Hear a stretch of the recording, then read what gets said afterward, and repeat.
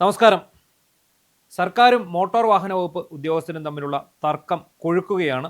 സമരം കടുപ്പിച്ചിരിക്കുകയാണ് മോട്ടോർ വാഹന വകുപ്പിലെ ഉദ്യോഗസ്ഥർ. അവർ ചട്ടപ്പടി സമരത്തിലേക്ക് നീങ്ങിക്കൊണ്ടിരിക്കുന്നു. കാരണമായിരിക്കുന്നത് അടൂരിൽ 2 അസിസ്റ്റന്റ് മോട്ടോർ വെഹിക്കിൾ ഇൻസ്പെക്ടർമാരുടെ സസ്പെൻഷനാണ്. കഴിഞ്ഞ ദിവസം ഒരു വാഹനം പിടികൂടിയിരുന്നു. അതിൽ മോഡിഫിക്കേഷൻ വരുത്തി എന്നാരോപിച്ച് ഇത് പ്രളയ ദുരിതത്തിന് പോയി വരുന്ന വാഹനം എന്നുള്ള ഒരു നറേറ്റീവ് ഉണ്ടാക്കി ഉടൻ തന്നെ യാതൊരു വിശദീകരണവും ചോദിക്കാതെ 2 മോട്ടോർ വെഹിക്കിൾ ഇൻസ്പെക്ടർമാരെ സസ്പെൻഡ് ചെയ്ത ആ ഒരു നടപടിയിൽ പ്രതിഷേധിച്ചാണ് ഈ സമരം മുറുകുന്നത്. ഈ സമരം മുറുകുന്നതിനിടെ നമ്മുടെ നാട്ടിലെ നിയമലംഘനങ്ങളെക്കുറിച്ച് ഒരു പരിശോധന നടത്തുന്നത് അത്യാവശ്യമാണെന്ന് തോന്നുന്നു.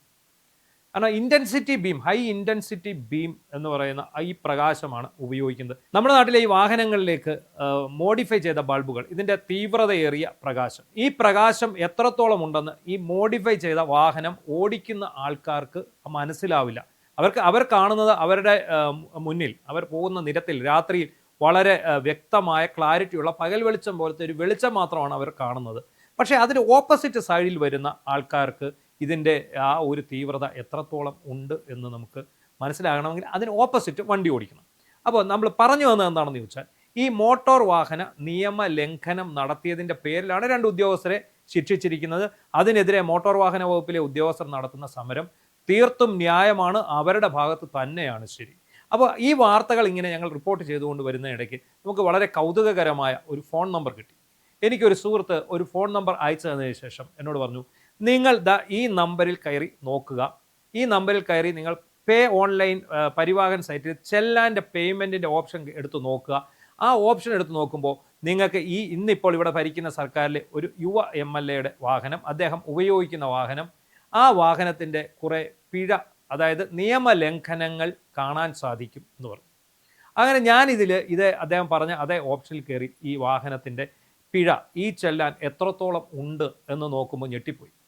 2023 ജൂലൈ മാസം മുതൽ 2026 ജൂലൈ മാസം വരെ, അതായത് കഴിഞ്ഞ മാസം വരെ ഈ വാഹനത്തിന് 57 ചെല്ലാനാണ് ഉണ്ടായിരിക്കുന്നത്. അതായത് 57 തവണയാണ് ഈ വാഹനം നിയമലംഘനം നടത്തിയിരിക്കുന്നത്. വാഹനം ആരുടേതാണെന്ന് ചോദിച്ചാൽ അത് അച്ചു ഉമ്മൻ്റേത്. അച്ചു ഉമ്മൻ നമുക്കറിയാം, ഉമ്മൻചാണ്ടി സാറിൻ്റെ മകളാണ്. ഈ വാഹനം ഉപയോഗിക്കുന്നത് നമ്മുടെ പുതുപ്പള്ളി MLA ആയിട്ടുള്ള ചാണ്ടി ഉമ്മൻ. 57 തവണ നിയമലംഘനം നടത്തിയപ്പോൾ ഞാൻ ഇതിൻ്റെ മുഴുവൻ ചെല്ലാനുകൾ ഡൗൺലോഡ് ചെയ്ത് പരിശോധിച്ചു. ഇതിനകത്ത് 43 തവണ സീറ്റ് ബെൽറ്റ് ഇടാത്തതിൻ്റെ പേരിലാണ്. അതായത് ഈ വാഹനത്തിൻ്റെ മുന്നിലെ സീറ്റിൽ ഡ്രൈവറുടെ ഇടതുവശത്തായിട്ട് ഇരിക്കുന്നത് നമ്മുടെ പുതുപ്പള്ളി MLA ആണ്. അദ്ദേഹം ഈ 43 തവണയും സീറ്റ് ബെൽറ്റ് ഇട്ടിട്ടില്ല. ഇനിയും ഡ്രൈവറും സീറ്റ് ബെൽറ്റ് ഇടാത്ത സംഭവങ്ങളുണ്ട്, അത് 3 തവണ അങ്ങനെ കാണിച്ചിട്ടുണ്ട്. പിന്നെ അമിത വേഗത്തിന് ഒരു 8 തവണ 1500 രൂപ വീതം പിഴ ഈടാക്കിയിട്ടുണ്ട്. ഓൾട്ടർനേഷൻ വരുത്തി എന്ന് പറഞ്ഞിട്ട് ഒരു 5000 രൂപ കാണുന്നുണ്ട്. മൊത്തം കൂടെ ഞാൻ ഇതിൻ്റെ കണക്ക് കൂട്ടി നോക്കിയപ്പം ഏതാണ്ട് 42,000 രൂപയാണ് 3 വർഷം കൊണ്ട് ഈ വാഹനത്തിന് മാത്രം പിഴ വന്നിരിക്കുന്നത്. ഇതിൽ ഒരു ചെല്ലാൻ പോലും അടച്ചിട്ടില്ല. സത്യത്തിൽ ഞെട്ടിപ്പോയി. ഇത് നമ്മളിപ്പോൾ കണ്ടത് ഒരു MLAയുടെ മാത്രമാണ്. നമുക്കറിയാം, പിണറായി വിജയനെ കൊണ്ടുവിടാൻ പോയ ഒരു വാഹനം, അതായത് CPMൻ്റെ സംസ്ഥാന കമ്മിറ്റി ഓഫീസിലെ വാഹനം, അത് പിണറായി വിജയൻ മുഖ്യമന്ത്രി സ്ഥാനം ഉപേക്ഷിച്ചതിന് ശേഷം, ആ സ്ഥാനത്ത് നിന്ന് ഇറങ്ങിയതിന് ശേഷം അദ്ദേഹം സഞ്ചരിച്ച് റെയിൽവേ സ്റ്റേഷനിലേക്ക് പോയ ഒരു വാഹനം. ആ വാഹനത്തിൻ്റെ ഇതുപോലെ ചെല്ലാൻ നമ്മൾ നോക്കുമ്പോൾ അതിനും ഉണ്ടായിരുന്നു ഒരുപാട് നിയമലംഘനങ്ങൾ. അമിത വേഗത്തിനും ഒക്കെ ഇതിനെല്ലാം ചെല്ലാൻ വന്നിരുന്നു. അതിൻ്റെ ഒന്നും പണം ആരും അടച്ചിട്ട്. നമ്മുടെ ജനപ്രതിനിധികളുടെ ഒക്കെ വാഹനം നോക്കിയാൽ നമുക്ക് കാണാൻ സാധിക്കും ഇതുപോലെയുള്ള നിയമലംഘനങ്ങൾ.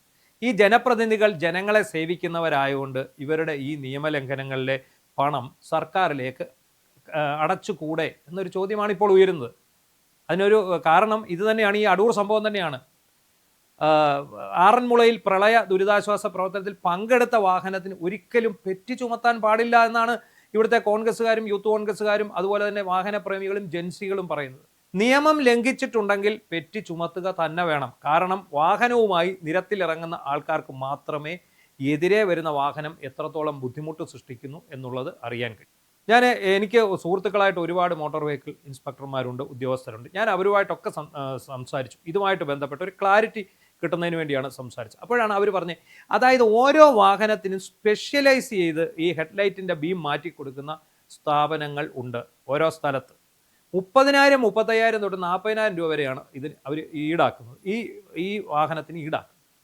ഈ 40,000 രൂപയ്ക്ക് വെച്ചിരിക്കുന്ന ഈ ഹൈ ബീം ലൈറ്റും കൊണ്ടാണ് ഇവർ നിരത്തിലിറങ്ങി എതിരെ വരുന്ന എത്ര പേരെ കൊലക്കി കൊടുക്കും. ഈ അടുത്ത സമയത്ത് കോഴിക്കോട് ആ ഭാഗത്ത് ഒരു വാഹനം ഇടിച്ചു മറിഞ്ഞ് 5 പേർ മരിച്ച ഒരു സംഭവം ഉണ്ടായിരുന്നു. അതിനെന്താണ് യഥാർത്ഥത്തിൽ സംഭവിച്ചത്? എതിരെ വന്ന വാഹനത്തിൻ്റെ ഹൈ ഇൻറ്റൻസിറ്റി ബീം, അതിതീവ്രതയേറിയ പ്രകാശം ആ വാഹനത്തിൻ്റെ ഡ്രൈവറുടെ, ഓപ്പോസിറ്റ് വന്ന വാഹനത്തിൻ്റെ ഡ്രൈവറുടെ കണ്ണിലേക്ക് അടിച്ചു.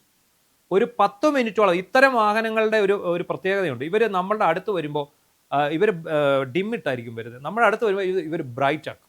ആ ഒരു നിമിഷം ഒരു ഫ്ലാഷ് പോലെ ഒരു ബ്രൈറ്റ് ആക്കി അവർ അത് ഒന്ന് ഓണാക്കി ഓഫ് ആക്കുമ്പോഴത്തേക്കും നമ്മുടെ കണ്ണിനെ അന്ധത ബാധിച്ചിരിക്കും. 10 മിനിറ്റ് നേരത്തേക്ക് നമുക്ക് മുന്നിലുള്ളതൊന്നും കാണാൻ പറ്റത്തില്ല. ഒരു കറുത്ത സ്പോട്ട് മാത്രമാണ് ഉണ്ടാകുന്നത്.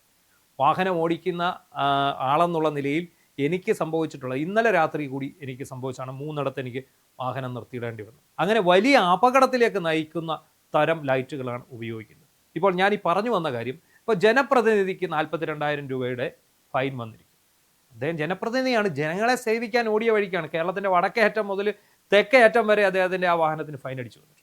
ഇനി നമ്മൾ ചർച്ച ചെയ്യേണ്ട കാര്യം, ഈ വാഹനത്തിൻ്റെ ഫൈൻ സർക്കാർ ഈടാക്കുമോ ഇല്ലയോ എന്നുള്ളതാണ്. ഇപ്പോൾ അടൂരെ യുക്തി വെച്ചിട്ടാണെങ്കിൽ നിങ്ങൾക്ക് അത് ഈടാക്കാതിരിക്കാം. കാരണം എന്താ? ജനപ്രതിനിധിയാണ്, ജനങ്ങളെ സേവിക്കുന്ന ആളാണ്. അദ്ദേഹം പ്രളയത്തിലും പേമാരിയിലും വേനലിലും എല്ലാം പോയിട്ടുണ്ട്. അങ്ങനെ ഉണ്ടെങ്കിൽ അദ്ദേഹത്തിന് ഈ വാഹനത്തിലുള്ള ഫൈൻ ഒഴിവാക്കി കൊടുക്കും. അല്ല, അദ്ദേഹം ഫൈൻ അടയ്ക്കണമെന്നുണ്ടെങ്കിൽ ഈ പറഞ്ഞ പ്രളയ ദുരിതാശ്വാസത്തിന് പോയ വാഹനം അടച്ചതുപോലെ തന്നെ അങ്ങനെ പോയ ആ വാഹനം മോഡിഫൈ ചെയ്ത് വരുമ്പോൾ അതിന് പിഴ അടച്ച ഉദ്യോഗസ്ഥരാണ് ശരി എന്നുള്ളത് പറയണം. സത്യത്തിൽ ഈ ഉദ്യോഗസ്ഥരുടെ ധാർമ്മികത, അവരുടെ മൊറൈൽ ഇല്ലാതാക്കുന്ന തരത്തിലാണ് സർക്കാരിൻ്റെ പെരുമാറ്റം. ഒരു വിട്ടുവീഴ്ചയ്ക്കും സർക്കാർ തയ്യാറായിട്ടില്ല എന്നുള്ളതാണ്. ഇന്നിപ്പോൾ അവരെല്ലാം വാഹനം പരിശോധിക്കുന്നുണ്ട്, പക്ഷേ നിയമലംഘനങ്ങൾക്കൊന്നും ഒരു നടപടിയെടുക്കുന്നില്ല. അവരെല്ലാവരും ഉപദേശിച്ച് പറഞ്ഞു വിടുകയാണ്. എപ്പോൾ അവരുടെ സഹപ്രവർത്തകരുടെ സസ്പെൻഷൻ പിൻവലിക്കുന്നു, ആ സമയം മാത്രമേ അവർ ഇനിയും ഇതുമായി ബന്ധപ്പെട്ട പിഴ ഈടാക്കിക്കൊണ്ട് മുന്നോട്ട് പോവുകയുള്ളൂ ഉള്ള ഒരു നിലപാടിലാണ് ഉദ്യോഗസ്ഥർ. അവരുടെ നിലപാട് തന്നെയാണ് ശരി. കാരണം ആൾട്ടർനേഷൻ ചെയ്ത അല്ലെങ്കിൽ മോഡിഫിക്കേഷൻ ചെയ്ത വാഹനങ്ങൾ ഈ നിരത്തിൽ എത്രയോ നിരപരാധികളുടെ ജീവൻ എടുക്കുന്നുണ്ട്. അതിനെക്കുറിച്ച് എന്തുകൊണ്ട് നമ്മുടെ പൂക്കി എന്നറിയപ്പെടുന്ന മുഖ്യമന്ത്രി അടക്കമുള്ളവർ അതിനെക്കുറിച്ചൊരു കണക്ക് പരിശോധിക്കുന്നില്ല? മാത്രമല്ല, ഇവിടുത്തെ കോടതി വിധികൾ, കേന്ദ്ര സർക്കാരിൻ്റെ നിയമങ്ങൾ, ആ ചട്ടങ്ങൾ, ഇതിലെല്ലാം നിങ്ങൾ ആൾട്ടർനേഷൻ വരുത്തുക, നിങ്ങൾ മോഡിഫിക്കേഷൻ വരുത്തുക, അത് മറ്റു വാഹനങ്ങളെ ബാധിക്കുന്ന തരത്തിലാവരുത് എന്നാണ് മോട്ടോർ വാഹന വകുപ്പ് ഉദ്യോഗസ്ഥർ പറയുന്നത്. കോടതിയുടെ കർശനമായ നിരീക്ഷണമുണ്ട്. ഹൈക്കോടതിയുണ്ട്, സുപ്രീം കോടതിയുണ്ട്, കർശനമായ നിരീക്ഷണമുണ്ട്. ഇത് ചെയ്യേണ്ടത് ഈ ഉദ്യോഗസ്ഥരുടെ ചുമതലയാണ്. ഇതിൻ്റെ മറുപടി മന്ത്രിമാർ പോയി ഹൈക്കോടതി പറയേണ്ടി വരില്ല. പോകേണ്ടത് ആരായിരിക്കും? ഗതാഗത കമ്മീഷണറായിരിക്കും പോകേണ്ടി വരിക. നമുക്കറിയാം, കശുവണ്ടി ഇറക്കുമതി കേസിൽ അഴിമതി നടത്തി 2 ഉദ്യോഗസ്ഥർ, ഒരു ഉദ്യോഗസ്ഥനും അതുപോലെ അതിൻ്റെ ചെയർമാനായിരുന്ന ആർ ചന്ദ്രശേഖറും അതിൻ്റെ MD ആയിരുന്ന KA രതീഷും. ആരാണ് കോടതി പോയി നിന്നത്? മന്ത്രിമാരല്ല പോയി നിന്നത് ഇവിടുത്തെ വ്യവസായ വകുപ്പ് പ്രിൻസിപ്പൽ സെക്രട്ടറിയാണ്. കോർട്ട് അലക്ഷ്യത്തിന് കോടതി പിടിച്ചു കുടഞ്ഞത് അദ്ദേഹത്തെയാണ്. അതുപോലെ തന്നെ CP ജോണിനെയോ PD സതീശനെയോ ഒന്നും ആയിരിക്കില്ല കോടതി കുടയുക ഇവിടുത്തെ ട്രാൻസ്പോർട്ട് കമ്മീഷണർമാർ, അവരെ ആയിരിക്കും. അപ്പോൾ എന്താണ് നമ്മൾ ചെയ്യേണ്ടത്? നിയമമുണ്ട്, അത് പാലിക്കണം. ബാക്കിയുള്ള നിയമം പാലിച്ചു പോകുന്ന ആൾക്കാരെ വിഡ്ഢികളാക്കുന്ന തരത്തിൽ, നിയമലംഘകരെ പ്രോത്സാഹിപ്പിക്കുന്ന തരത്തിലേക്ക് ഈ സർക്കാർ മാറരുത്. ചാണ്ടി ഉമ്മനായാലും ശരി, ആറന്മുളയിൽ പ്രളയ ദുരിതാശ്വാസത്തിന് പോയ ആ യുവാവാണെങ്കിലും ശരി, വാഹനങ്ങളിലെ മോഡിഫിക്കേഷൻ വഴി നിയമലംഘനം നടത്തിയാൽ, ഗതാഗത നിയമലംഘനം നടത്തിയാൽ അവർ പിഴ ഒടുക്കാൻ ബാധ്യസ്ഥരാണ്. നിരന്തരമായി ഇത് ആവർത്തിച്ചാൽ ഇവരുടെയൊക്കെ ലൈസൻസ് കട്ട് ചെയ്യണം, വാഹനങ്ങൾ നിരത്തിലിറങ്ങുന്നത് തടയുകയും